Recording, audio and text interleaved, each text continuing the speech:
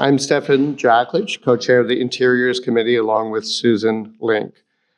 The AIA New York Interiors Committee and the LGBTQIA Plus Alliance welcome you to tonight's event, Conversation on Policy and Inclusive Bathrooms.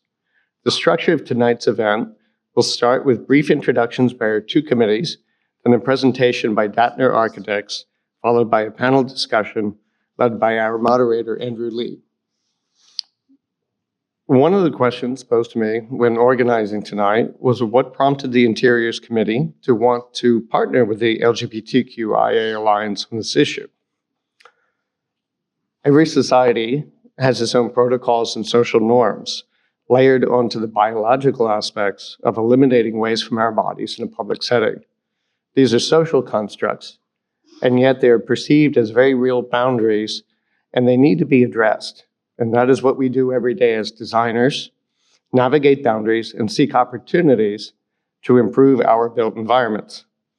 The Interiors Committee has, over the last 10 years or so, run a number of programs addressing inclusive bathrooms as a design issue, including with Joel Sanders of Mixed Design, one of our panelists tonight. Earlier this year, the advocacy work of the LGBTQIA Plus Alliance on behalf of the all-gendered bathroom facilities in New York and a pending bill in the state legislature was featured in Oculus magazine, along with discussions about design and space and cost efficiencies. On behalf of the Interiors Committee, I reached out to Bria at the center of the AIA to see how we could further the conversation and educate both the public and professionals on these very important and timely issues. As designers in New York City and state, every day we are trying to navigate regulations, cost, our clients' needs, and the dignity of individuals. And we're often left thinking, there has just got to be a better way. And we think there are better options and guidelines that can be provided. And we will be talking about that tonight. And now I'll turn it over to Matt Ferraro of the Alliance. Thank you.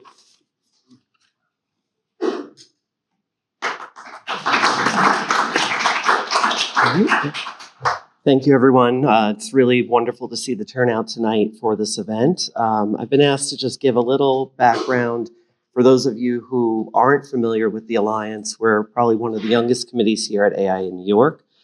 We formulated in June of 2023, so we're only a year and a half old. We did a soft launch in 2022. And I've shared this story many times, but I'll do this super quick so we can get to the meat and potatoes of the event tonight. But essentially, COVID was not just a time of isolation for me, but it was a time of coming out. And it was a time of actually being reunited with my birth family. So it was an immense time of change in my life. And while we're all isolated, we have time to think when we're not socializing. And one of the things I realized rather quickly was we had great advocacy through Build Out Alliance and other coalitions, but here, right within our own backyard in our own home of AI in New York, we didn't have the representation for LGBTQIA plus individuals as part of the conversation or direct conversation in architecture.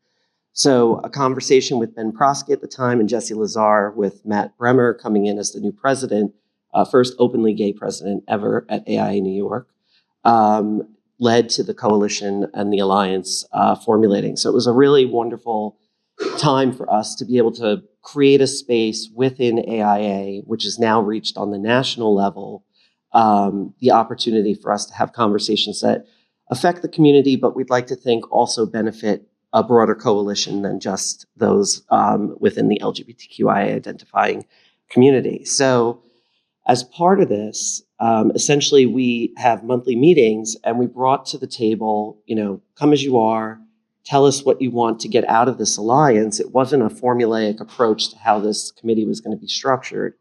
And many people brought advocacy issues to us, one of them being the ability to have all gender or universally designed washrooms for comfort, privacy, and for a lack of stigma for those that would otherwise not feel safe using public restrooms. So we brought this to Bria, who we met at one of our planning days, I believe. And essentially we said, okay, what can advocacy here at AIA's Governmental Affairs do to support us? And we started a conversation that led to the development with Ruth and Troy, which you'll hear from in a moment, on the guidelines and all of the work they've been doing to put forth parameters to have an as-of-right all-gender restroom as part of the New York City Plumbing Code. And it just developed, and we put it forth in front of the State Assembly. We had Councilman Epstein and Senator May as leaders that were supportive of the bill. It didn't get all the way through this past year. And just to give you perspective on that, there were 17,000 bills brought to the table, and only 850 of them roughly passed. So you could see there was a lot of work that was happening up in Albany at the time, especially in an election year. So we're really proud of the work that we've done to date. My co-chair, Eric Ball, has been helping to guide some of these initiatives as well. And we're really proud to see friends and colleagues here tonight to talk about the work and the work that still needs to be done relative to this issue. So thank you all for coming. And I'd like to introduce Ruth Rowe, partner at Datner, and Troy Lacombe from senior designer at Datner to talk about some of the work they've been doing over the past year.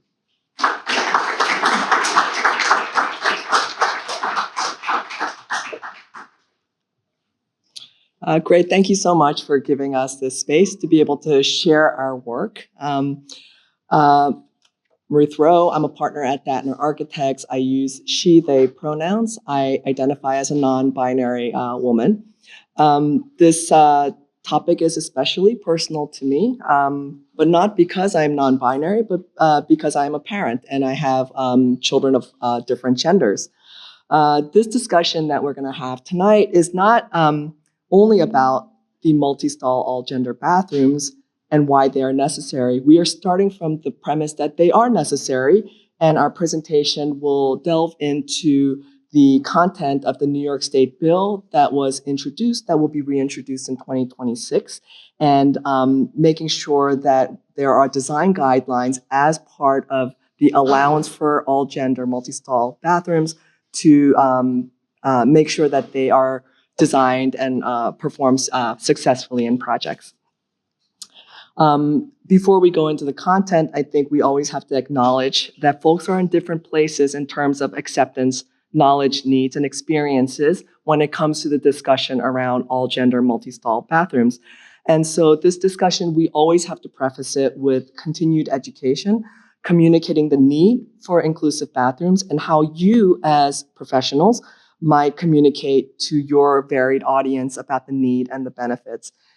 Finally, this is a call to action. As architects, we have the power to design successful spaces and broken spaces, and we have the responsibility to identify outdated codes and advocate for ones that are informed by best practices. As Matt had referenced, Oculus published an article about the work and our partners and where it came from, who our supporters are. And in that article, we talk a lot about the process for introducing the bill.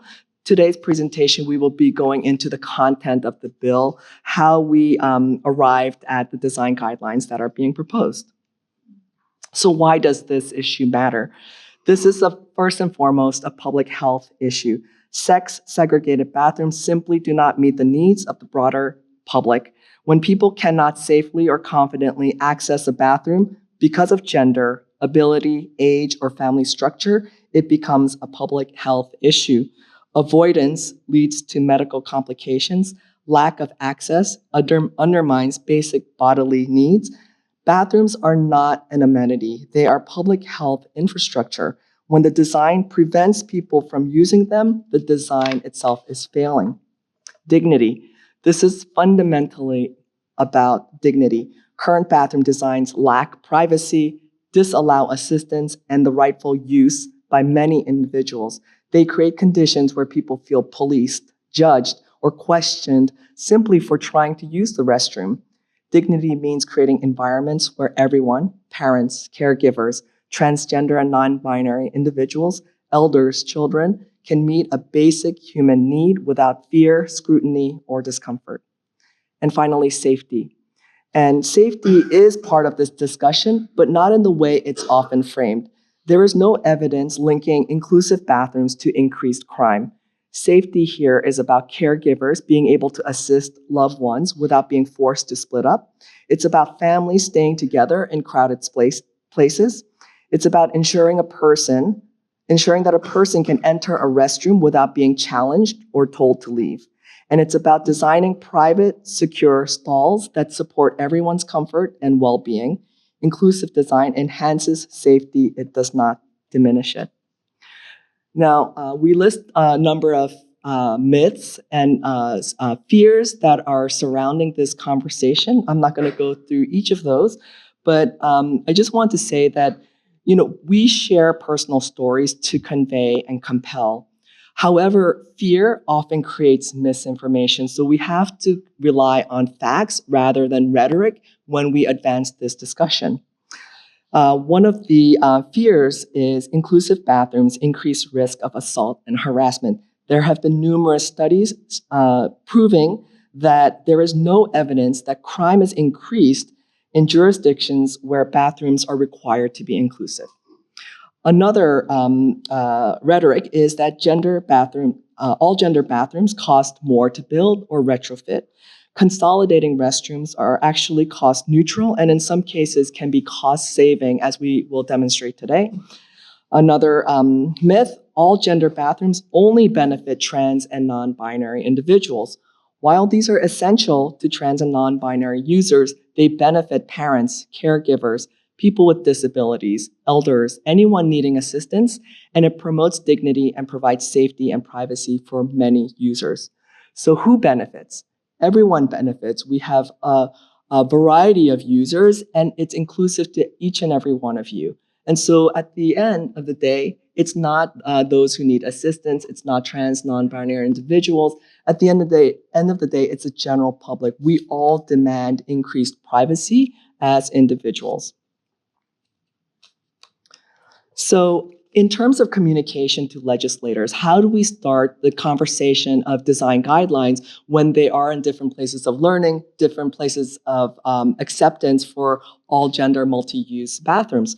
We wanted to create a deck where we can easily explain to legislators and stakeholders about the needs and benefits of multi-stall all gender. And what we've done is we broke it down by users. So the first user group we present are parents and children.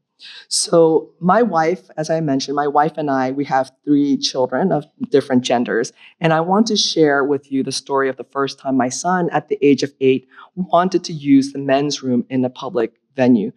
Up to that point, we always entered the bathrooms together. My 8-year-old at the time, my 6-year-old daughter, and my 2-year-old son, we always went into the women's restroom together. So reluctantly, we sent him in. And after waiting an unusually long time, and after calling his name a couple of times and not hearing a response, we sent our 2-year-old son to go and assess the situation. Apparently, my son, after tying his shoe, had stood up, hit his head on the sink, and became disoriented. He wasn't sure where he was, what had happened. It took a while for him to reorient himself and come out. This did not have to happen. Why I could not go into a restroom and retrieve my son or accompany my son, it didn't make sense. This is a design flaw. The next user base that we identify are individuals with disabilities and medical needs. While we talk about elders and those with disabilities who need assistance, this also applies to those who have increased privacy needs. For example, people who are managing catheters or medical devices may need that added privacy. A close friend of mine who temporarily had a stoma during his colon cancer treatment, he told me about the inconvenience of being able to use multi-stall bathrooms, even though it aligned with his gender. He would wait outside until everyone left the multi-stall bathroom, would go inside, and then wait again until everyone had left before he came out of the stall, because he did not want to expose the fact that he was using, he had a stoma and that had to discard the contents of his bag. He did not want to have that level of exposure and needed that additional privacy. So stalls with zero visual gaps and reduced floor gaps allow for that increased privacy. Students. So young students through K through 12, increasingly younger and younger individuals are openly identifying as LGBTQ as well as trans and non-binary. However, schools continue to have gendered multi-stall bathrooms with some addition of single-user stalls, typically in high demand or in different spaces where students, if they wanted to use it, they have to out themselves by seeking these single-user stalls. You know that the school day is long. There is no other option for bathrooms for students who are identifying as trans and non-binary. In a 2018 report, 60% of transgender students have avoided using school bathrooms because they feel unsafe or uncomfortable.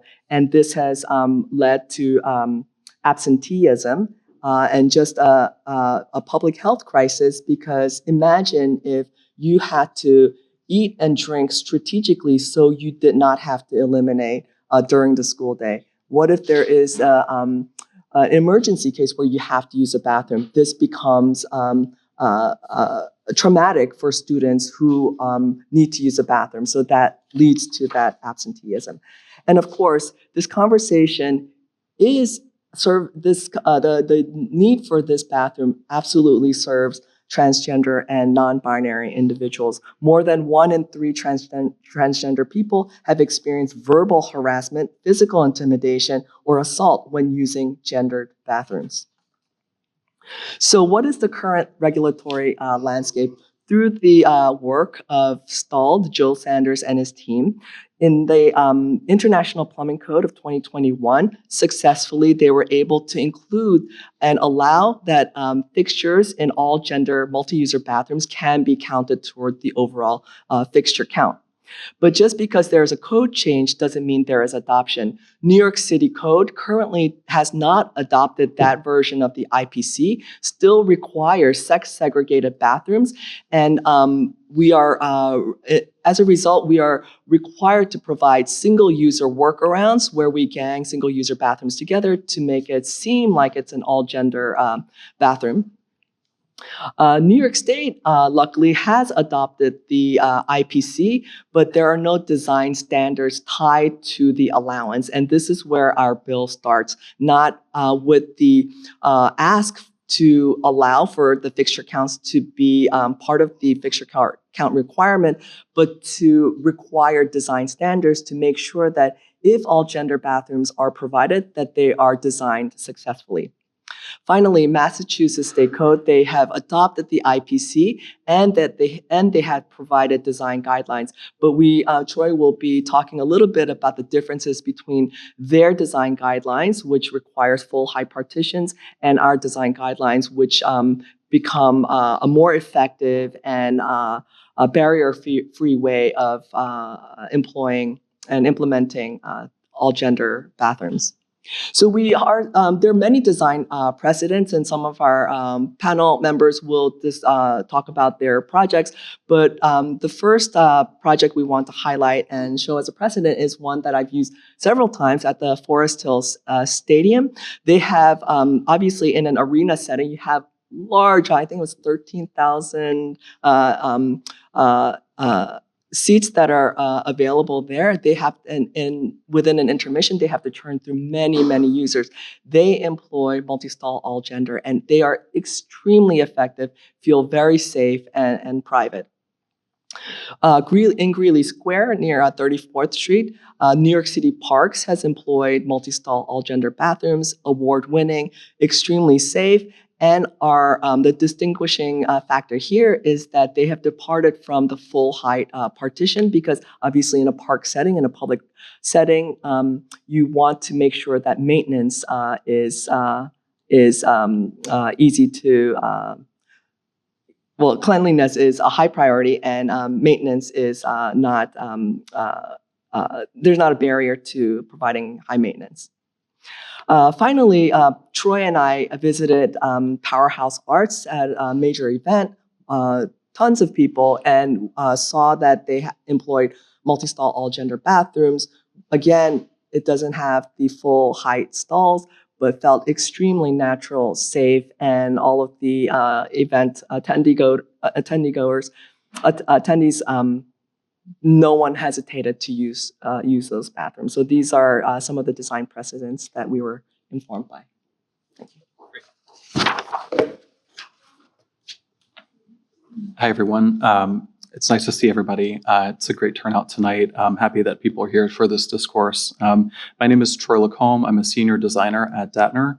I find myself lucky to be involved in this conversation and to be putting together this kind of dissertation basically on what we're trying to provide as part of the bill and to be able to actually enact some change. As someone who identifies as gay, I find this topic to be really crucial for the discourse in architecture, not only just for myself, but for each individual who designs and thinks about spaces in terms of, public safety and equity, right?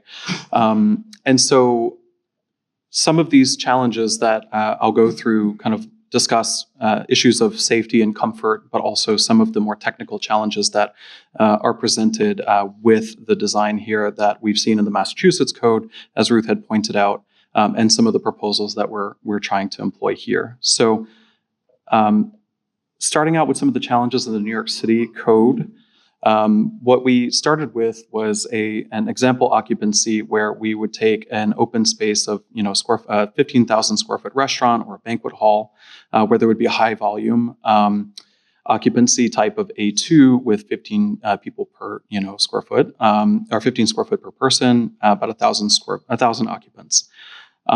We start with New York City because we have yet to go through the revisions of IPC to be adopted within the New York City Code. The plan on the left shows a traditional sex-segregated bathroom configuration. I think we're all familiar with. The challenges posed with this configuration really pose sex-segregated. It's non-inclusive of all genders. Parents aren't able to accompany children of a different gender. It separates families. Persons who are disabled cannot be accompanied by somebody of a different gender that may be a caretaker or somebody that may be just accompanying an elder of a different gender. The stalls ultimately lack safety and privacy with the way that they've been designed, which is a detailed topic that we'll get into more detail about. On the page right, what we see here is an all-gender workaround.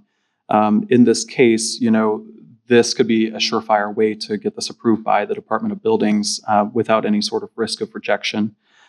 The plan in the middle here is something that has to be broken up into separate individual stalls. These individual toilets and sinks and fixtures can be counted within the code, but they have to be grouped within single-user bathrooms in different locations, right? So this provides issues of circulation. It provides, less efficient space planning. It ends up having to incorporate more toilets as opposed to being able to have the flexibility of incorporating urinals, and thus requires more sinks. And it creates an inefficient way of laying out plumbing stacks, plumbing walls, and it requires a sprinkler head and an exhaust vent in each unit, which becomes cost prohibitive at the end of the day. Where this would allow, in terms of budget, this can be an ideal option to accommodate all users. But what you can see is that this can be very difficult to really convince a client, to be able to take on that additional cost.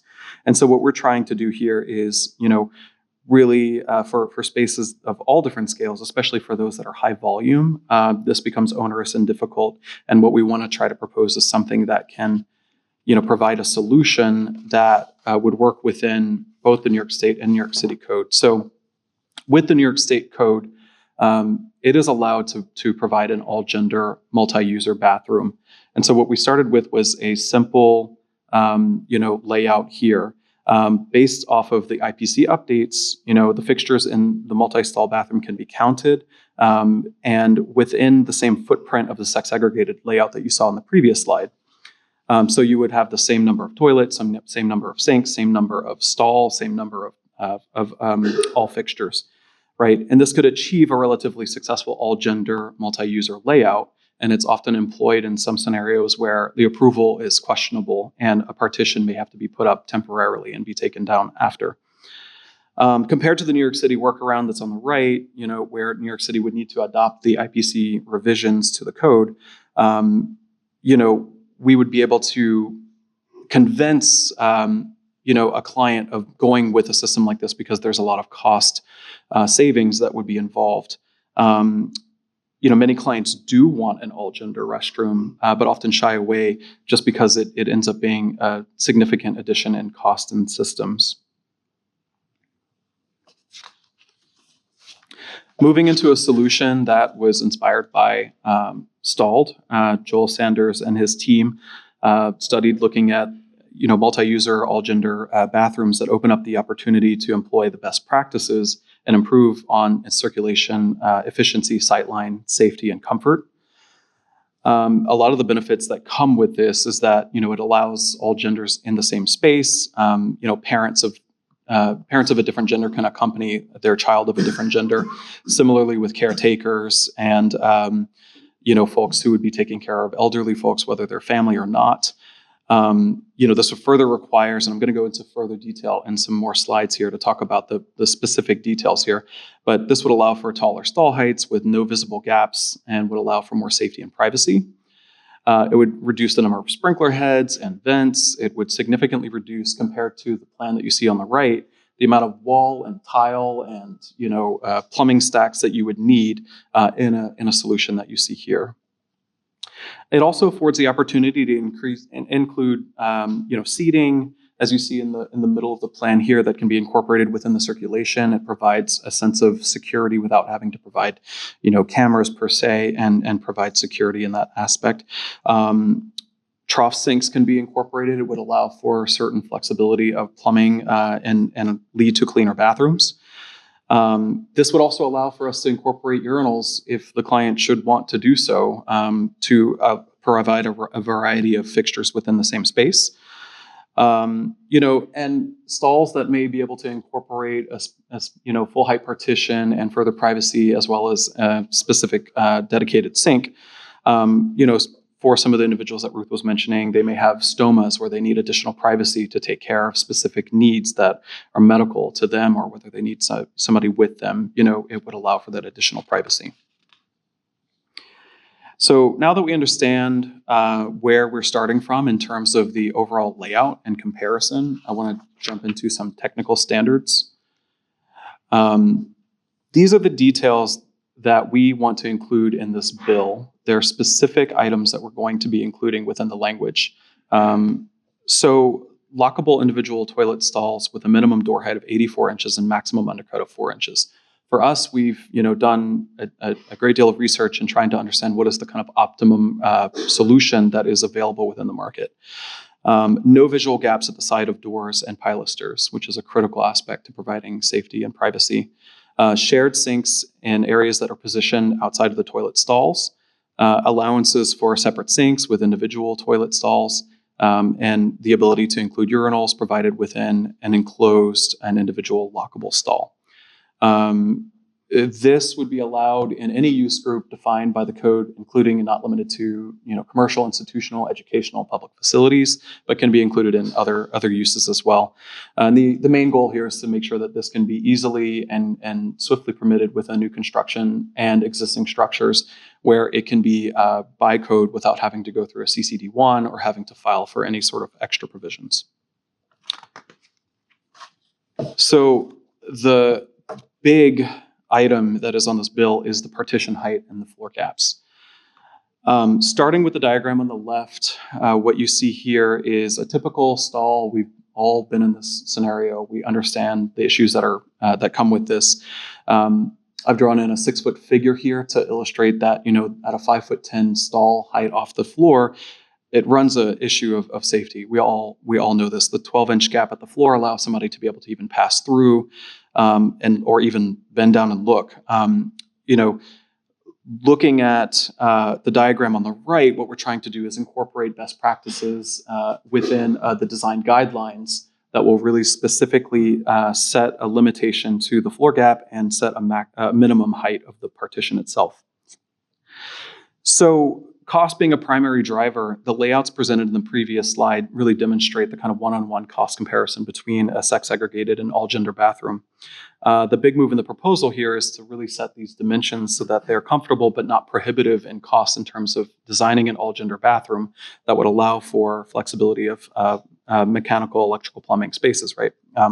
So the Massachusetts bill does require full height partitions. We think that this comes out of the IAMPO international standard, which sets, an undercut that could be allowable up to 3/4 to an inch at the floor. The issue with the full height partition is that you're forced to be able to put, specific ventilation and plumbing and sprinkler fixtures within each stall, as it can't be shared as one whole space. And the diagram that you see on the right here, this is a type A stall variant of what is defined in the IAPMO standards, which sets the maximum floor gap at 4 inches and top of stall and door at 7 feet from the floor. And so what we're proposing in this bill is to work with this standard because it allows the most flexibility in design, and certainly designers and architects can, further explore reducing the gap and increasing the height to provide further safety. What we want to do is make it so that it doesn't create a barrier for designers and architects to be able to propose the solution. Other benefits that really come with the smaller gap is that we may think, oh, it's more private to have a 1 inch gap or 3/4 inch gap, or have it touch the floor. In these scenarios, you're able to improve awareness of whether somebody would be in the stall. Maybe there's something, somebody's going through an issue of distress. They would be able to be identifiable as within the stall itself. It provides better ventilation through the space. It allows the space to remain dry and more cleanly. It enhances durability and reduces cost of full height partitions, and it provides privacy while maintaining the functionality of the bathroom.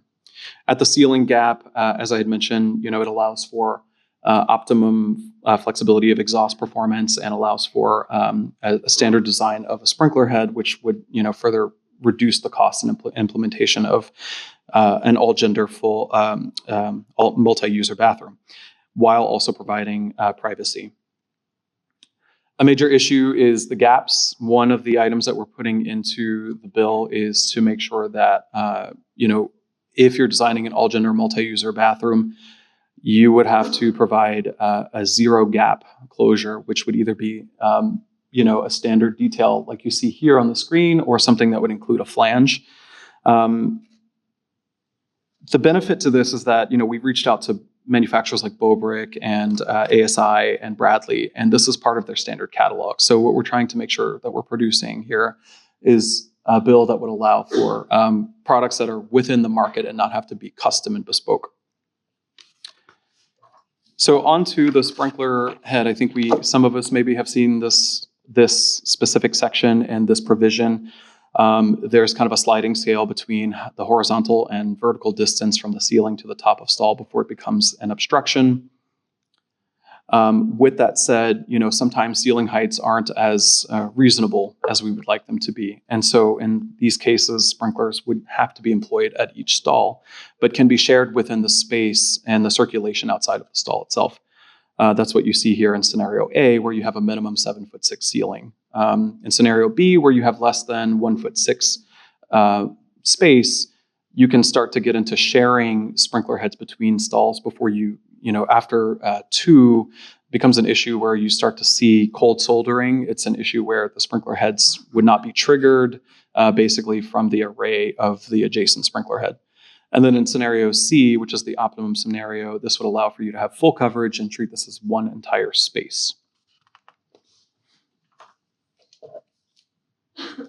Some additional MEP considerations I've mentioned already. I wanted to itemize some of these just to look at the comparison between a proposed all-gender and the previous all-gender workaround that is currently permissible. What we're seeing here are some of the numbers at the bottom of the screen that detail out the number of fixtures that would be, kind of required, but also wanted to look at, the fact that we can't use urinals. It requires more sinks just by the way that the fixtures are subdivided by space.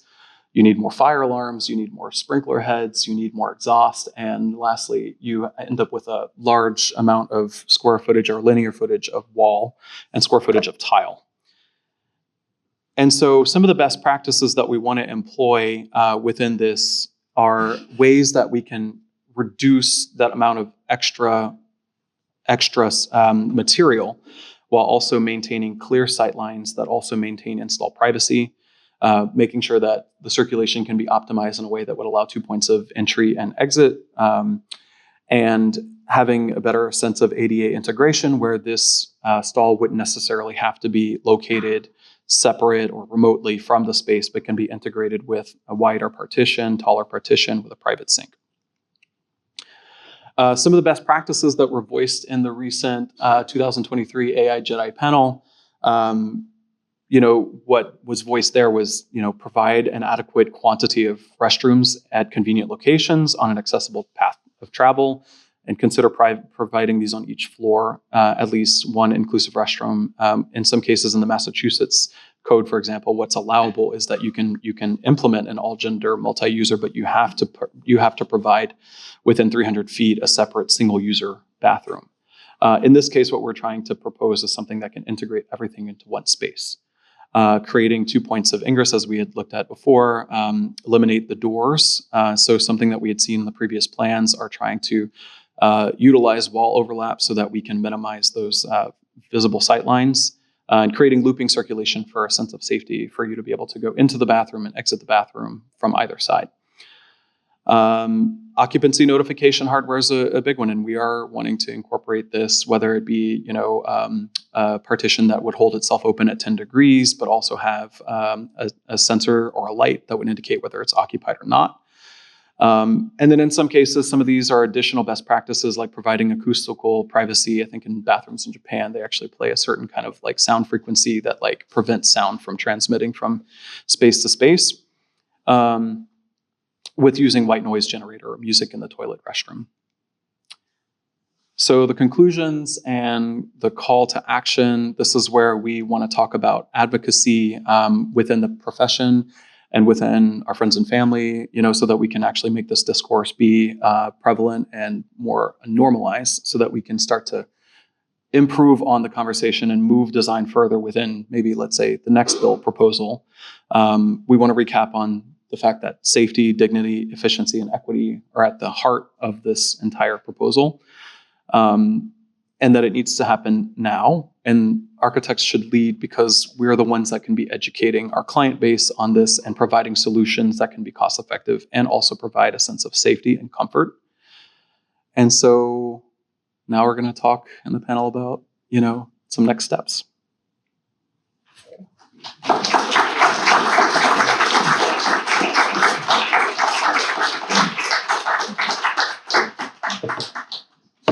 Thank you, Ruth and Troy.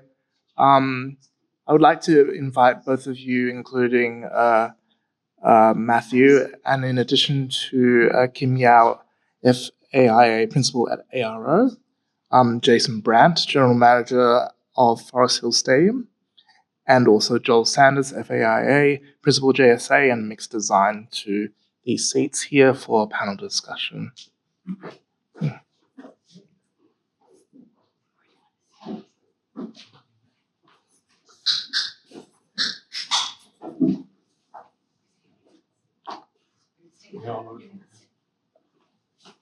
Are you coming? Yeah.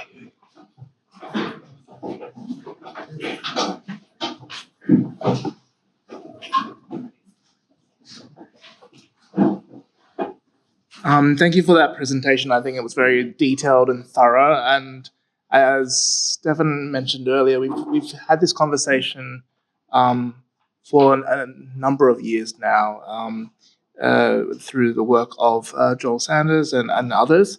I know Joel and Kim, you've been able to implement some of these strategies, but through variances and whatnot that we're trying to overcome through this legislation. Perhaps you could explain or provide details on those projects and any challenges or surprises that you had through those projects themselves?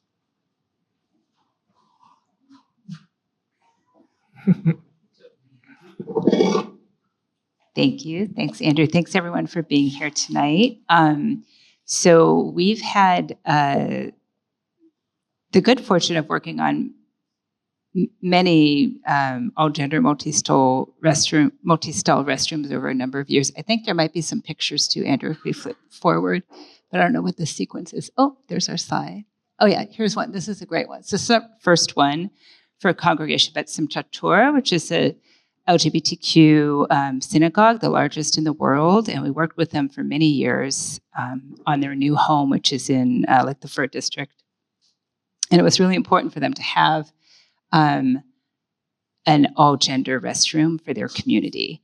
And of course, as we all just heard in that excellent presentation, all of the ones that we've done in New York City, we've done CCD ones to get variances to get them approved, and all of them have been multi-stall, full-height partition, essentially either built with traditional framing or with panelized systems, depending on our space requirements. In order to achieve the project with all of the individual HVAC, fire alarm, sprinkler requirements that we just heard about in that presentation. So they're an investment on the part of the client. The reason I like to talk about CBST, because they're a fantastic organization. And I'm looking at my notes because this wallpaper was custom designed. And one of the things here, this is not answering Andrew's question, by the way, I'm just telling you a story. But, just acknowledging that. But this is really important. So the rabbi at the time wrote this very long letter to attach to our variance request. And in the response from the building department, it was important to them because they knew there was a workaround. We could have just put the bathrooms in and it probably would have been approved. But they felt very strongly for their community that it be legitimate, like that this should be a space that was recognized and approved and legal, and that was like written into the DOB approval. And so the CCD1 letter from the DOB, which I will read to you, starts with, in consideration of the proposed synagogue for the LGBTQ community, where the conventional definition of gender is no longer sufficient. And it goes on to describe that, and that part of the CCD1 is in this wallpaper, and it's part of the story, the history of the synagogue. So I think the hurdles that this legislation will help us sort of navigate will make the argument for our clients, easier. If you have to make that argument, we've been fortunate to work with many clients who embrace this idea, who are advocating for it, or whose populations or communities are advocating for it, which makes it easier for us to kind of integrate into projects. But also to simplify those design parameters that we were talking about, and to do it in a way that also reduces the need for the variance, which is a challenge. And so I think that's one story. Another quick, if you go one more, Andrew, we have a project, for the Flea Theater, which is also multi-stall restroom down in Tribeca. This was an instance where the project was, they decided way into construction that they wanted to switch to a multi-stall arrangement for a variety of reasons, better for their community, flow, all of the kind of positive things that we were talking about earlier. So we still went through the CCD1, and because we were able to do it and kind of integrate and kind of pivot quickly, didn't add to the schedule, but again, you're just going through all of these hurdles, the cost for us to go through it, the filing cost to kind of get the variance, that ideally you'd have that path kind of established earlier on, even though we're really proud of the kind of outcome. Do you remember Andrew's question? I don't remember Andrew's question. So, can I ask us the question again? Should we move on? Repeat the question. Yeah. Well, I think it's great to see these examples that have been implemented, but did require this process.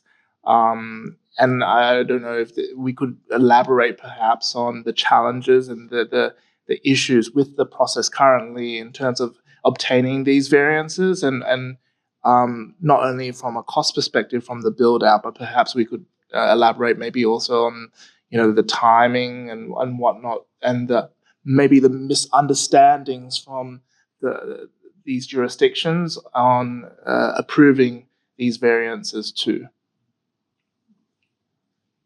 but I don't know if this is answering your question, but if you're asking us from our own experience, what are some of the obstacles that we've encountered? And in addition to these very real ones that I think were so wonderfully addressed, the technical ones are about cost comparisons or about the kind of nuisance of applying for variance. What we've encountered from the very beginning when we began the work back in what we encountered when we began this work back in 2016 was the fact that describing the initiative or the reason for this as being all about gender, even using the word gender was an obstacle. And an anecdote I can give, this was back in 2016, and it was nice of you to mention that we worked to change the code. Well, Terry Kogan was a legal professor from the University of Houston, worked with the AIA and transgender organizations to spearhead that change. And one of the first things he did was at his school, the University of Utah, he invited us to come, or not he, but the head of facilities, to conduct a whole sort of workshop with about 35 people about this topic. And I walked into the room, and the person who was the head of facilities was looking very agitated. And I said, "Is something wrong?" And she said, "Look, Joel, I don't think many people in this room are going to be sympathetic with your project, okay, because 90% of them are Mormon." And I said, "Don't worry about it."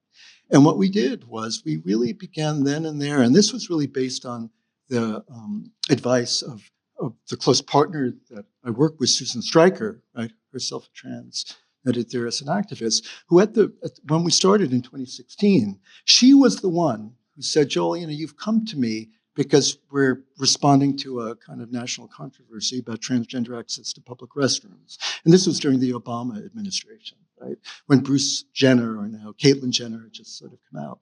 And she said to me, and it was the thing that really changed my life, and she said, "We need to use transgender visibility as a platform to cast a wider net and think about creating restrooms that meet all the unmet needs of all the users."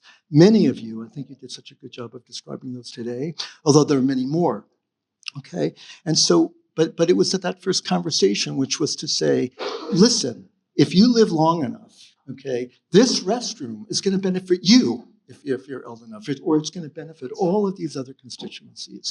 So I guess what and we showed them all of these different opportunities, and at the end of the day, at the end of the workshop, there was a vote, and they said, well, which prototype, single user, sex segregated, or all gender works for you? Unanimously, everyone raised their hand, every Mormon in the room, and said, this is for me. And that's the strategy that we've been doing from the very beginning. And I just sort of recommend it. And then I guess I don't know if it's a critique, but we're still, I'm understanding we're still calling this an all gender restroom. Okay, and then you're doing such a magnificent job, and I want the deck, by the way, okay, afterwards. It's magnificent, the presentation that you put together.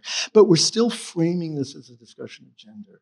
And I guess the question is really, I'm being a little contentious here, but I'm wondering if we really just need to change the vocabulary. Why are we calling it all gender restrooms anymore? Why? And I would say that for a variety of reasons, both ideological and practical, okay? Because, from an ideological perspective, why do we live in a society that sorts and categorizes humans based on their gender identity, not only in bathrooms, but in locker rooms and all kinds of other users, right?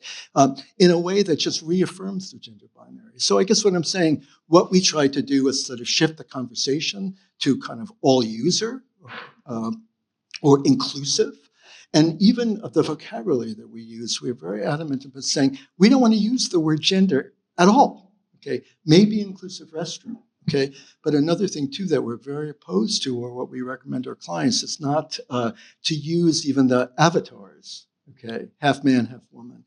All of these are kind of reinforcing this society in which we lived on. That's sort of about sort of foundationally binary, and for that reason, whenever possible, show icons that show activities, what fixtures are being done. But I guess it's displacing that conversation, and I think it's both in terms of let's say, shifting a kind of society that's so foundationally invested in the gender binary. Bathrooms are just an example, but also practical, because at the end of the day, it was that person in the room who was initially resisted, who said, I'm buying into this because it will impact me. And then I guess maybe that's my, sorry. What kind of, what tools has this group used to communicate the value of inclusive restrooms to their clients, whether it's from a social aspect or a design aspect or even the cost benefit piece that we saw in the presentations earlier?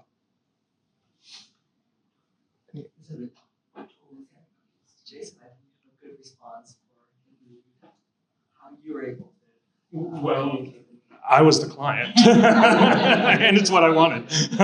So that was pretty straightforward. And, I think in 2014, we started putting shows back up at Forest Hill Stadium, 103-year-old stadium. By 2018, we were able to build this facility. But in the interim 3 or 4 years, relying on porta potties and then various other innovations, we got to experiment and play a lot. And ultimately, we settled on a restroom that aligned with sort of our brand vision for the space. So there was a social drive, at least with me. And I think that that's actually good business for our business, maybe not all. But ultimately, it's just the best solution to the overall problem. There's a lot of efficiencies and other things we can sort of speak about. There's a lot of the sort of details of how it gets built. But for my business, throughput at a restroom is money. The faster we can move people through, the better. So one, this is an incredibly efficient system, the way we built it. And two, we can take all of our restroom resources that we have on site and devote them 100% to any demographic that walks in the door. So, we will do shows that'll be 80% female. We will do shows that are 80% male. And it just doesn't matter. We run the bathrooms the same way, and we move people through those lines, almost as quickly with the two different crowds. And it's just also a better guest experience, which is the thing that we're focused on the most. Think about anytime you go to the Garden or anywhere, not to pick on the Garden, but anytime you go to a big venue, the worst part of the experience is the bathroom exponentially more than the 5 minutes it took you to get through there, right? You're with a group, you're asked to split up, you go do your thing, you have to find each other again, you got to make a bunch of decisions. One, we can move people through very quickly so you can pee and get another beer. Two, you can stand in line with the group you showed up with right up until the moment of action. There's just a ton of benefits. Operationally, and in fairness, it was a brand alignment too. There's a social position we wanted to take by doing it. And Jason, did I answer any of the questions? And you have 80 stalls, was it?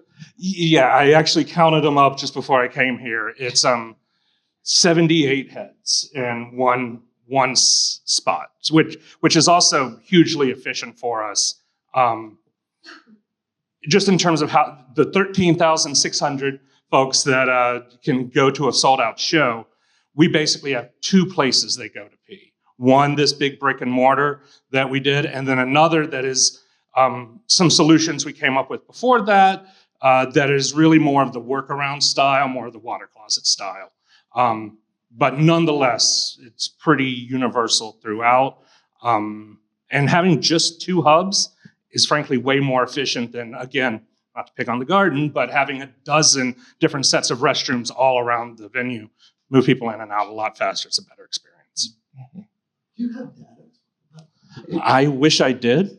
I can tell you, I don't have the data on it, but I can tell you between that and a few other things we did, we doubled our concession stake over the course of 2 or 3 years, and this wasn't the only thing, but it was huge part of it. I could attest as your next door neighbor, having gone to the shows, that it works really, really well. You get right back to the concession stand, and right back in. Or on the big jam sets, you only miss one song, Would it be possible to collect that? Tell me what kind of data you want, and I'll look into it. There's another question. What we found as an obstacle is that people want to say, show us the data, right? Joel, what you're recommending or what any of us are recommending is untried, untrue. Why should we take a chance on this? What evidence do we have? And I think each of us, you have, and we have to meet afterwards and pull our data. But there's the data is few and far between because these types are so new. I mean, the data has been positive. And I think what's really important, and also, I teach also now with public health, that's all about evidence-based design, which is about data, and learning from them that's what you need. So if we really, I think, want to make a convincing argument, not only to the state, but to all of our clients, we need to do what I would call like post-occupancy data gathering to really be able to say. I do have one piece of data that's anecdotal, but I think is actually pretty strong and speaks to exactly what you're talking about.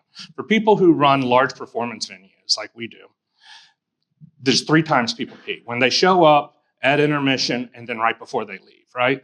Blow off in a venue to get everyone out of there usually takes almost an hour for most venues, right? We've never gone over 35 minutes. And I think you can probably speak to that as well.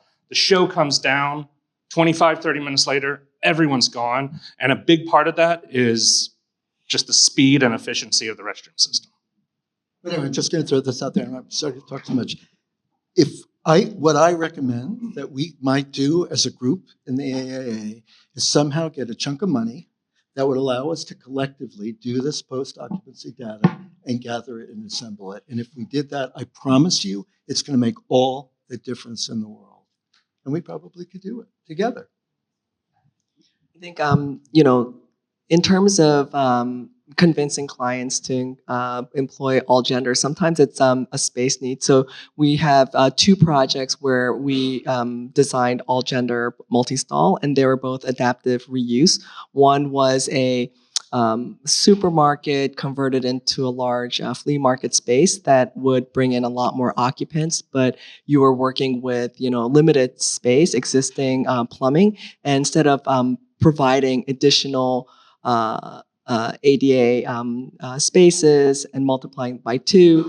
The idea was to, provide 5% accessible spaces, 5% ambulatory, but being able to have all gender to be able to create more efficient space. Another was an adaptive reuse of an existing kind of a storage space converted to a small concert venue. And again, I think merchandise and providing F&B spaces was necessary. So that had to take away one of the bathroom footprints. So how do you accommodate 2 separate multi-stall spaces? Well, the answer was to have just one multi-stall space. One of the concerns was, the need to incorporate urinals. The client said, no, we need urinals because that moves, folks who use the urinal faster. So we had to provide a separate compartment where you gang 3 urinals together. That was private. But I think sometimes space issue creates an opportunity to convince clients that this is the best way to incorporate all gender inclusive bathrooms. We had to do the same thing. I mean, just the physical reality of the urinals move people faster, and we couldn't not have those. But it's part of the experience, but it's a separate space, and we gained 21 in our situations. In the back. Yeah, in the back. So it's like it's a lot of what I saw in best practices and other things about flow, multiple entries and exits. We built all of that into our space, and that speaks to the efficiency of it as well, like not having dead ends. I mean, think about it at the garden. A lot of those I'm sorry, I'm not. A lot of those restrooms are one in and one out. And that in and of itself is creating a traffic block, terrible experience, et cetera, et cetera, et cetera. Especially for people with disabilities, not only people with wheelchairs, but low vision. I mean, absolutely. And we've all been to events and you see the women's line is out the door or the men's line is out the door, depending on the mix there. There's no need for it. I just want to highlight the conversation with the need to think about, New York City as component of change that can affect adjacent states. New York State currently allows this, however, to introduce some additional language to improve it, I think, is a major milestone. It can also influence additional states within the Northeast or in other locations. I had a project that was in Rhode Island, for example, that I was working on at my previous firm, working with Amal Andreas and Dan Wood at Work AC, where the client wanted to incorporate an all-gender, all-inclusive bathroom, multi-use bathroom. And part of it was space constraint, but also it was student branding and making sure that they were in alignment with the student needs. And so, it was part of a retrofit of their existing student services building. And the state in Rhode Island does not permit or allow, there's nothing in the code that would allow for this to be actually built out. And the only way that we were able to actually get it approved was to analyze the entire building and look at the adjacent fixtures. If you're within 500 feet, even vertically, you can count those fixtures as your total count.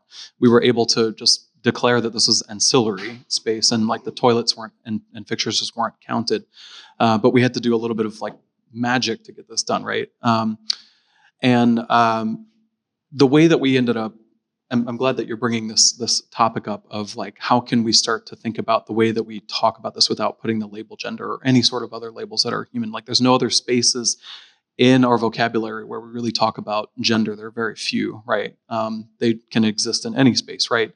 Regardless of gender. It's never part of the design discourse. So the way that we designed the restrooms was around creating each toilet stall as a different shape and a different color. And the way we identified each one was a shape and a color on the actual like partition, right? And that was just for you to pick, like, what shape and color do I identify with as just like, a playful spin on it, right? Like, but I think like introducing icons that show function as opposed to, a specific type of person that needs to be in there. Similarly, I had a project, it was a library project, and I worked with Brooklyn Public Library in New York, and they often go through, CCD1. They can just implement whatever sort of bathroom that they would like, right? They often opt for a small privacy, single use, but they want it to be all gender. But in Colorado, for example, similar issue with the state code does not allow for this. And so it took the fact that the head of the library branches there was able to have a direct line communication to the direct Department of Buildings and allow this to just get bypassed just because of the fact that they're a public space. And so if we didn't have that connection, like we wouldn't have been able to actually pull off what the client needs were. And so I think, this is political discourse that doesn't stop at just architecture, but, how we can talk to our senators and governors and really push this forward. I was just going to mention one thing because we're asking, like, how do we convince clients? But actually, I'm a principal at Weiss Confretti, and we've been doing a lot of public-facing projects, educational projects, park projects, et cetera. And our clients come to us and say, we want this. And it's not even us that's advocating, it's the client who's advocating. And then we're sitting there going, okay, how are we going to figure this out? Because the code doesn't allow it. The costs, the spatial, even the cost, but it's the spatial requirements, right? It's the amount of your footprint of your buildable area that you need for necessary programs. For example, we have the workaround at our new library that we're designing for the Queens Public Library because that's what they asked us to do, but that was the only way that we were going to be able to do individual private restrooms independent of who you are or what your needs are. And we still have to do for our TCO, our temporary certificate of occupancy, gendered signs. And then day 2, building department leaves, you just put up, an image, it could be a pictogram of a toilet, non-gendered. We're actually starting to think about things like that, Joel, because it is, you see something where it's a human split in half and it doesn't make any sense. So we're even trying to be sensitive now and thinking about how do we identify these spaces to people. So we're doing that at the library at a project at NJPAC over in Newark that has, dare I say, a very primitive Department of Buildings, but they are not as up to snuff even as New York State is with the code. So there we have to do these workarounds where we design the same exact restroom on 2 floors. So you can say, oh, gender A is on this floor and gender B is on that floor because you could be 1 floor away by code. Day 1, it'll be men's and women's, and day 2, it'll be just restroom and restroom. And that was a direct request from a performing arts, venue for an educational center for students. Like, this is how forward-thinking the educators are about the care and sensitivities around children and their needs. And then lastly, we just finished a project up in Toronto where they tend to be a little bit more progressive with their building codes, but we had to do exactly what you were mentioning, Ruth, where we didn't have enough space because we had a high density and A1 occupancy on the second floor. It was a mezzanine level. It was like, well, how do we do this? And it naturally just became that we would do an all-inclusive restroom, even though we had gendered restrooms on the upper office floors as a solution. And it just naturally it was like effortless. It wasn't like we went to a book somewhere and someone taught us what to do and how to do it. It was just like an innate thinking about how you use space and how you would want to feel when you're using a space where everybody's, within the same space at the same time. So I think some of this almost feels like why aren't we just doing this? In a very just like basic human functionality sense. But I think, as you've all mentioned earlier, there's a lot of education or re-education of, fears that are placed out into the world that are not necessarily based on reality, and just making that, the more people use it, the more people have those experiences, I think the more that we're going to see a change in acceptance, if you would, of these proposed design solutions. Yeah, this panel has a wealth of experience through research, through built projects, and then through this, the guidelines and policy that you've been drafting.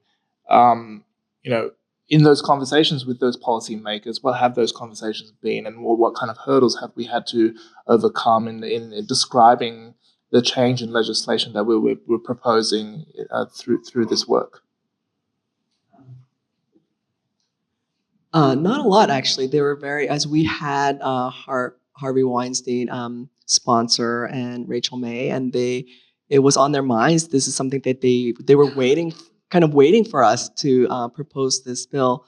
In terms of a hurdle, it's not a hurdle, but suggestions. So initially, when we put forth the design guidelines, we proposed that there's a 4-inch undercut. And then from there, we measure up 7 feet. And so it's the IAPMO said, hey, we actually have a standard called Type A privacy, which measures it from the floor to the top of door to 7. Can you make that adjustment? And, it's what's 4 inches between you and me. So, so to be able to have partners to identify, hey, there are vehicles that can make this bill so much smoother because we have precedents. We have, and in speaking with different manufacturers, knowing what kind of products they have available, matching all of that, making sure that once this is approved as a bill, it's smooth sailing. It's not like there's another hurdle and Brobrick has to come up with a new product to satisfy this, or the Plumbing Association has to come up with a new definition. It's all sort of the groundwork is laid. We just need to get that bill approved. So I wouldn't say there were hurdles. I think when the article first came out, we've had a couple of emails asking for clarification. Not that they were not in support, but I think it goes back to the myths that we presented. There's still a lot of rhetoric, even from very progressive, open folks who want to see these types of bathrooms being designed. I think they still hold the fear that, wait, if you have this, women are going to feel unsafe. Or they say, well, if you have this, sometimes women want to be able to put on makeup without men being there, right? But then I think it's a question of priorities. Is that more important, that social space or some of the unfounded fears, is that more important than excluding a whole, sector of populations from being able to use that space because they can't bring their caregivers into that space, or you can't go in there because your gender is not represented in that space? So I think it's a matter of priorities and understanding the bathroom. Yes, it's been used for all sorts of other social components, but we have to sort of focus on, again, the basic human need, the right to be able to use the bathroom. And who were in these conversations? Was it just you as architects with the legislators, or were there business owners, user groups? Who was it at the table? Let's say in driving these conversations too. Yeah, I think it was actually for that specific example with the Plumbing Association. I think, Bria, you were representing the AIA in that conversation, and the other one was an email that came in generally to the AIA inbox after the article was produced. Yeah, I can just jump in for clarification. So, Bria, I'm the government affairs director for the chapter, and we work really closely with our legislative partners in Albany. Diligently, every meeting we had, we're always plugging this bill, and so that's where a lot of these conversations happen. It's really just like breaking down this numbers and having experts in the room, like our esteemed panelists up here, to really articulate why this is important. As well. You should get more involved in advocacy today. Always a good plug. But I think we really were effective in getting this bill. Had a lot of momentum, I think Matt mentioned earlier. The fight for attention up in Albany is unbelievable. And so the fact that we were able to get it through a committee is a huge step that never happens, especially the first session of the bill is introduced. So I think a lot of the momentum is there. And we also had a really diverse set of partners on this. So the New York Restaurant Association was a really great ally in this, and then also Build Outlines and a number of other associations and partners. And so it's really just like breaking down those barriers around like, I don't want to get involved in like a social issue, and just really breaking it down like this is a cost visual saving measure. So that's really how we pitched it to legislators. Yeah, and I think PFLAG is an early supporter as well. We've reached out to multiple organizations. This political climate is a little tough because nonprofit organizations that is receiving a significant amount of federal funding is they're gun shy to publicly support. Not that they don't support. So there's some hurdles there, but we are in conversation with the Alzheimer's Association. For this group, if you can think of, dig deep and think of potential supporters, which as you saw, the users, it's everyone, anyone who can support. I think we need those letters going into 2026. But what is the next step? I'm just curious. We have to reintroduce the bill. I think we're, yeah. Keep chipping away at the state legislature. It's a 2-year session. So the same bill where it ended is where it will begin in January. That's at the state level. We're also working with our partners at the city council to get this bill a similar bill introduced so that it changes the city code as well. But really just calling your local representatives, people really fail to recognize that local government, local and state government is really where the most impact on your life and your practice happens. And so calling up your member of the state senate, of the state assembly, and the city council is really crucial, especially with election years and things like that in New York. Every year is an election year, and so it's always good to put pressure on those folks wherever you can, because a call from a constituent is much more impactful than your local lobbyist, and so I think that goes along. And then I guess once these bills are implemented and approved, I don't know, what do people think about the future? Where do we go from here? Do universal restrooms get rolled out across the board? What would the landscape look like, in a decade's time? I think you can answer this as well. We know that once a bill is passed, it doesn't mean that it is immediately implemented. You still need folks to implement and provide infrastructure to be able to, utilize the bill. Bill just says you're allowed to do this, but implementation takes time. And so I think the next step is to have the code be revised. Maybe there's some revisions in the language. There's additional wordsmithing, but to be able to comprehensively incorporate this into the New York State code, and then for at the New York City level to incorporate it into the code, that's the next step. And then it becomes a requirement. It becomes an allowance and a requirement. I forgot to introduce myself earlier. I am actually Andrew Lee, Director of Architecture at Equinox. And I think this conversation really interested me because we obviously have gendered spaces within our facilities, but we also design our spaces with a lot of attention to our employees, not only the user groups themselves. And I think a lot of the conversations that we've had today have focused very much on the users, and not necessarily the people that we don't see also using these spaces from an employee standpoint. Offering them the spaces that they will feel comfortable also being within. But then also from a facility maintenance standpoint, a janitorial standpoint, there could be a lot of efficiencies and benefits from a business consideration too. And I don't know, Jason, if you could speak to some of those aspects too that you've experienced. Yeah, I mean, I think it's some stuff I've already talked about. There are efficiencies with staffing, efficiencies. To me, it's to be able to serve different audiences seamlessly and as effectively as the others. So again, it's the shifting demographics. I showed a show of Into Event. I also think it's important what you said about staff, because really the folks at our venue that experience this inclusive space over and over and over again is not the patrons who come once or twice a season. It's our staff who see that we're intentional and respectful, and I think feel some sense of ownership over that. There's a sense of pride to, I mean, not just this, but how we do a lot of things. And,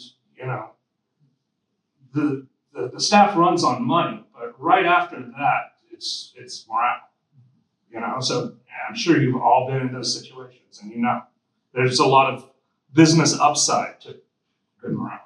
And then I think also, I guess Forest Hills has the benefit of on time and off time, so that there's the ability. But there's instances in which we're designing spaces which may be 24/7, like let's say airports, for example, which then would have to have, if they have gendered spaces, also have gendered staff to facilitate the maintenance of those spaces. So I think there's broad implications of a lot of the proposals here that go beyond just the users themselves, and can expand to a lot of business thinking and business thought to why this could be also beneficial. Yeah, I mean, again, for our business, it's throughput. We make more money on concessions. We get people out a half hour faster, like across 200 staff. That's 100 hours a show that we're not paying. I don't really want to take it out of their pocket, but nonetheless. But in answer to, I think the earlier question, like what's the future? Mm-hmm. If I were to respond to that, it would be, once we're lucky enough for you all to be successful, or we all to be successful and get, let's say, the multi-user prototype to be adopted, we've also been working, and I think many of you are probably working on trying to sort of expand that prototype. So one thing, I have a couple of slides. I don't know if it's worth showing, but if you go to the next. So this is something what we're calling a wellness hub. This is just a prototype. We were asked by the Cooper Hewitt to rethink their ground floor, which was a sort of event space that had two traditional men's and women's room. And what we're trying to do is think of it as a kind of wellness hub that thinks of the restroom not as something at the end of a corridor, but as a kind of activator that has that activates the spaces around it. So we really, more and more in all the projects we do, we advocate this as a big version, a lounge that we've learned also from data, that not only do people with disabilities or caregivers often need a place to rest, but by creating a kind of lounge-like zone, it also transforms the restroom into kind of a social activator and transforming boring corridors, or in this case, a kind of underused space. We divide it into 3 zones, a kind of lounge, a wet zone, but most importantly, if you go to the next slide. I guess it's not here. Well, so then what's the next slide? No. Well, if we go back, well, maybe not. But another thing that we're not showing at the Cooper Hewitt is that we also are advocating for lactation rooms, which our clients want, but to sort of, but I had some, that's true, but I had some slides of it. But often we're finding lactation rooms, interface spaces, and also multisensory escape spaces. And many of our clients are working with us to consolidate them, not to isolate them, but to consolidate them in one sort of primary location. And then the last thing is we're working on locker rooms. There's some multiple versions. We built some, and this is at Gallaudet, but we have a project. We can move. I guess they're not here. I guess they didn't come up. But anyway, we're finishing construction in February for the Portland Community College, and it's the kind of re-envisioning of what was an auditorium, and it will include one of the first non-binary locker rooms in the country that I know of. I know there's some in Canada, and again, it's divided into sort of 3 zones: a sort of communal area for lockers where everyone changes and takes off their books or their heavy belongings. There are a series of sort of a little bit like the toilet stalls, cabanas, some that have a shower, some that don't. Adjacent to it is the kind of this multi-user restroom facility. And yeah, we're pretty excited about it. But another point that we find that's important is not forcing people to use a type that they're uncomfortable with. And it's a point I wanted to make a little bit that you brought up earlier.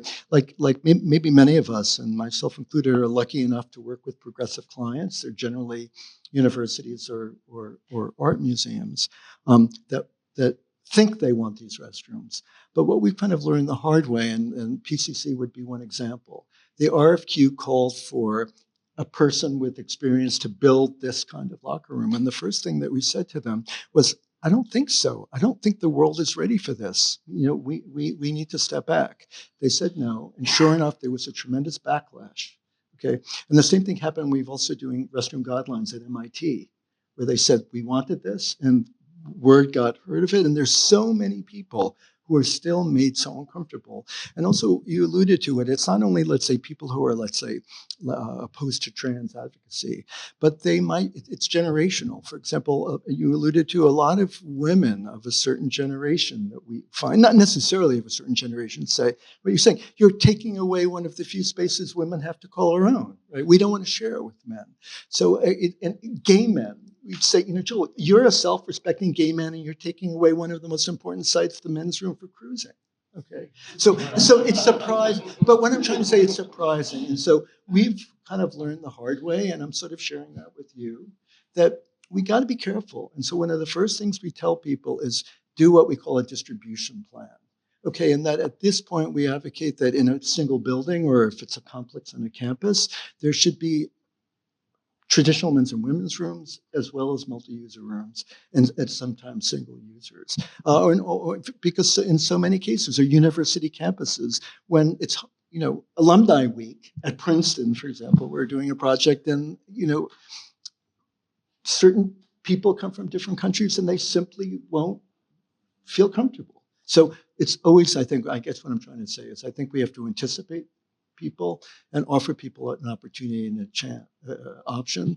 And I wish I had pictures to show, but in the end of the day, what we're building at PCC will be this large multi-user, but also because of the pushback, there'll be 2 traditional men's and women's locker rooms for visiting teams or for people who are being made uncomfortable. So that would be my word that I really want to let's not count our chickens before they hatch. I actually think that's an important point, because part of this legislature that we're trying to pass is we're not trying to replace current code with an all-gender solution that is the law of the land. It's an additional prescriptive path for clients to be able to design effectively, cost effectively, but also even if it's social minded, they have now a direct option where they're able to design.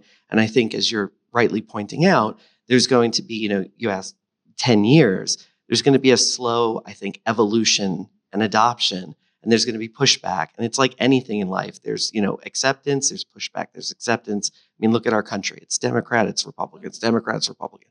So it's all about, the learning and experiencing and learning and the level of comfort over time, and it might be right for certain program types, and it might not be right for certain program types. And I think that's sort of the beauty of what we're trying to do is for our alliance, we came through a specific lens of our experiences and our community's experience. But then as we started to have these conversations, realized like many things, like the ADA curb, right? It was done for wheelchair and mobility challenged individuals to get across the street. Parents with strollers benefit, elders with shopping carts benefit.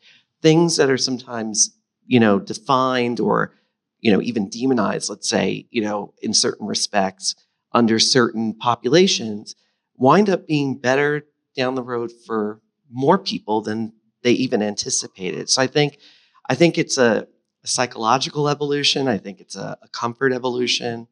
And I think the thing that I'm not sure we explicitly said, but wanted to make the point was, again, this is not to force an idea on someone. It's to allow people to make spaces for their constituents in a way that is more open and welcoming, and generally beneficial when it fits the right building. From the client side, I will say I think you're going to see more and more clients asking for it. I think it makes some business sense in many cases, as we've seen. But also, it's just, let's face it, full height partitions are nicer than everything else, right? Inclusive bathrooms are just better bathrooms. And pretty soon, people are going to experience that and then go back into something with their 5, 10 things and like, what the hell is this? I don't want that. And so I do think that just introducing it, putting people through it, you're fighting people's resistance to changing norms. This will become the new norm, and then they will resist anything but this. I suspect. No, absolutely. And I think that's what we're speaking to in terms of being fortunate to work with great clients. I think the majority of projects that we're working on have all-inclusive restrooms in some capacity. It's probably the exception, not the norm, to not have them. And unless from a state jurisdictional reasons, we've been unable to successfully get the variance for them, which has happened. Absolutely, I think people are expecting it. Constituents are expecting it. So for higher education clients, students are asking for it and clamoring to have these spaces. And the diversity of space, I think what you're saying, Joel, is really important. Just to imagine that you have many different types of restroom experience that can be offered, that will allow people from different cultural or religious backgrounds to also feel safe and supported when they're using these facilities. The great thing is that if we can get it in the legislative kind of policies and change our building codes, is it will become increasingly common so that we'll have these types of spaces everywhere we go, in addition to other more traditional, maybe single user experiences that people rely on now as a kind of back door. And before we wrap up, just wanted to open up to the floor to see if there was any audience questions. Please. Yeah, first of all, I want to applaud everybody who's been working on this effort. As one who has also led a inclusive restroom at Newark International Airport that was designed, built, and extremely well received.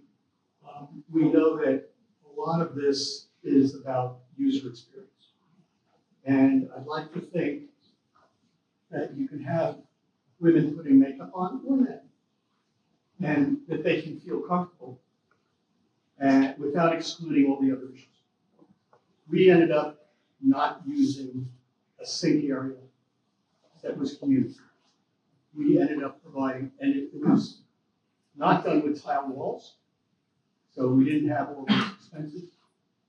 One of the concerns that I have is that the drawings that you showed in comparison are too specific to zoning. And there's a lot of ways to skin a cat. And there are ways to do this that can be even a better user experience. Now we know that codes and laws are the minimum. That's the minimum. And so that's what we're dealing with here when we're dealing with legislation. Hopefully, and we work as architects, we're doing better than that. Who wants to do a ramp that's 1 to 12 when it can be 1 to 30, right? So I just think that another look at some of the things and the way that things are represented might be helpful, because it's a little too cut and dry, and it's a little just assuming that this is the only way that you can do it.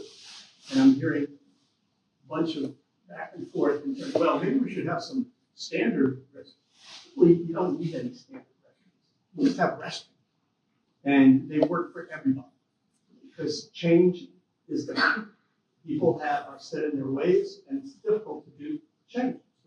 So I would just suggest to the group that's moving this idea forward, which I think is awesome, that you be more inclusive in the solutions, because certainly the way what you want to achieve, it's fabulous. And you missed one bullet in the beginning of the presentation: potty parity. It included probably the number one thing that makes a difference, especially right now if you're a woman. So I think there's just so many benefits that can take place using an inclusive restroom solution. But I think we got to get a little bit concerned about how specific we are. The devil is totally in the details.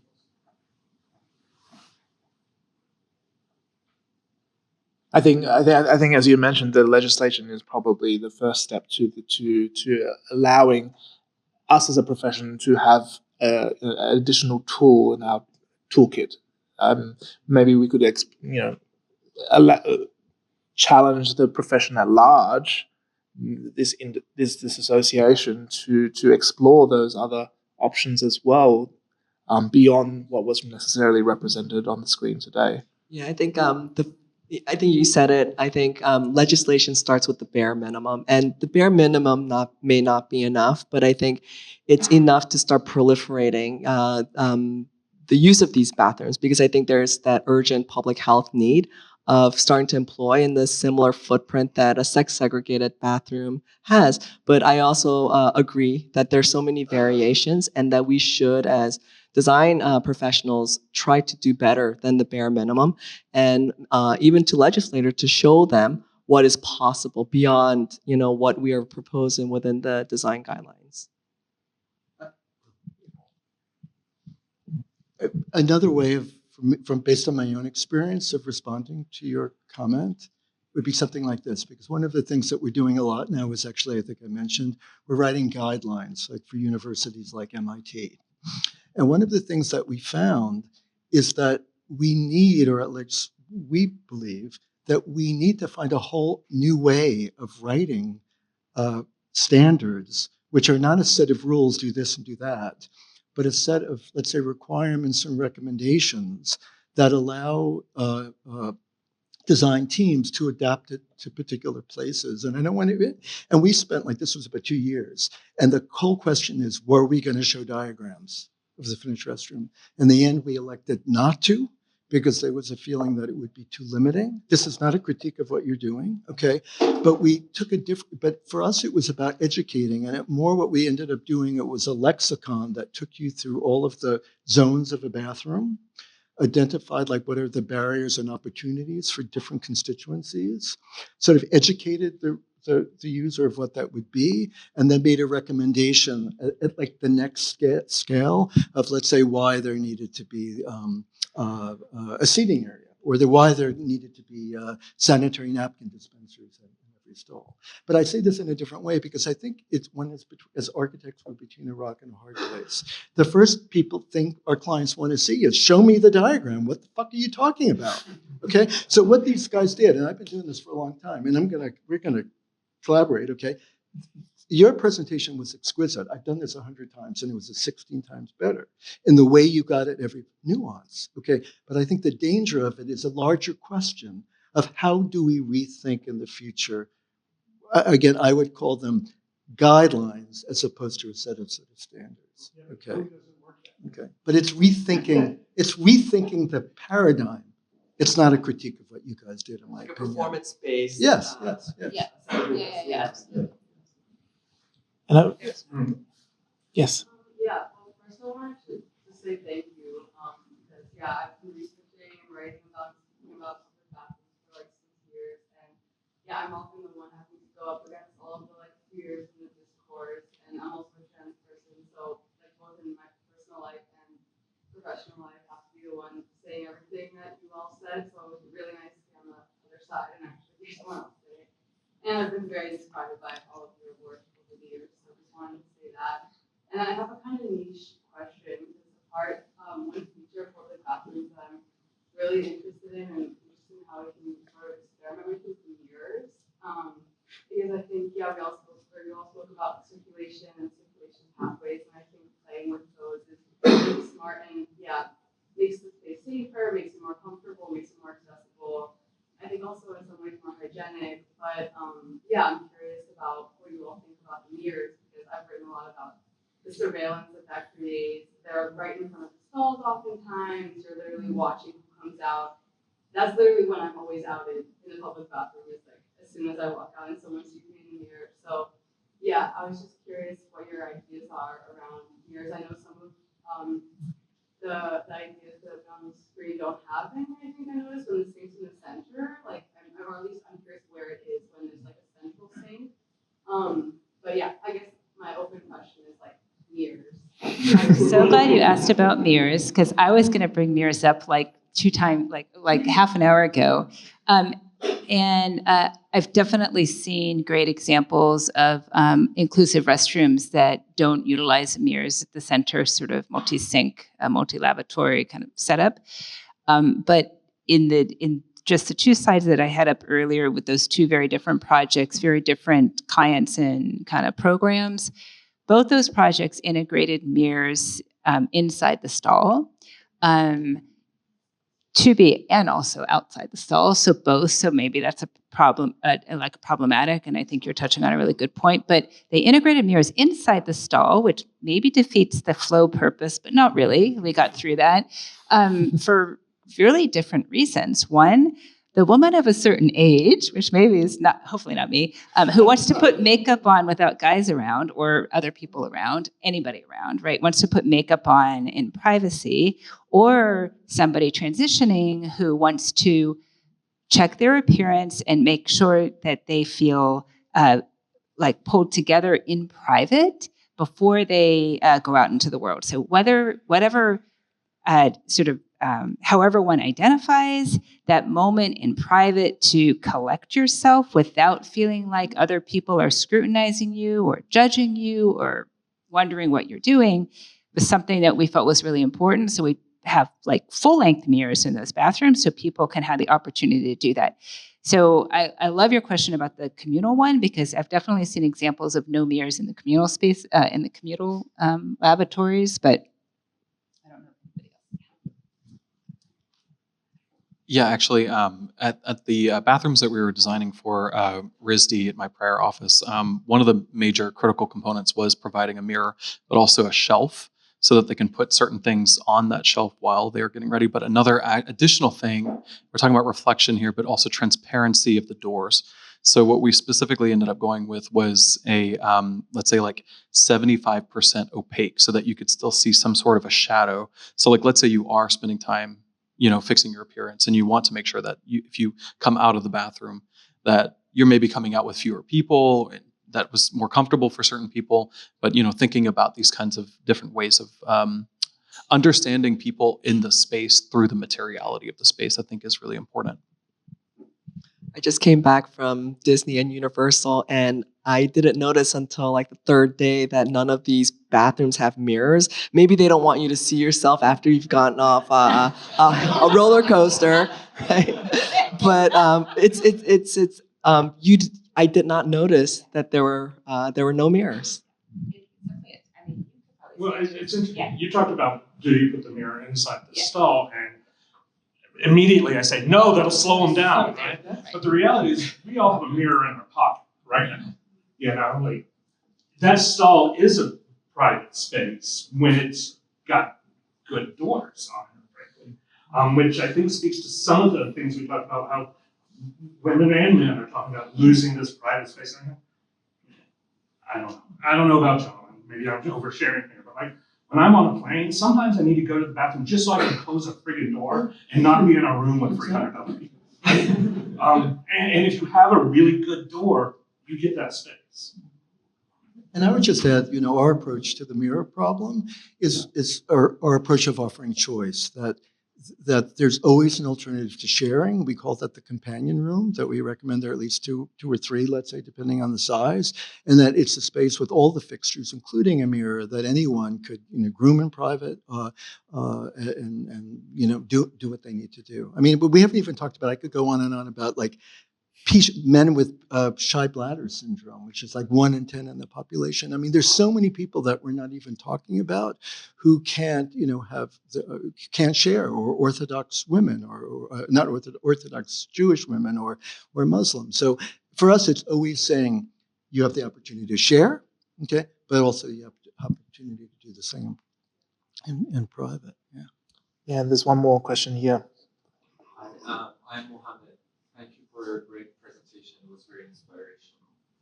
I just wanted to say some point about actually this picture that I've noticed.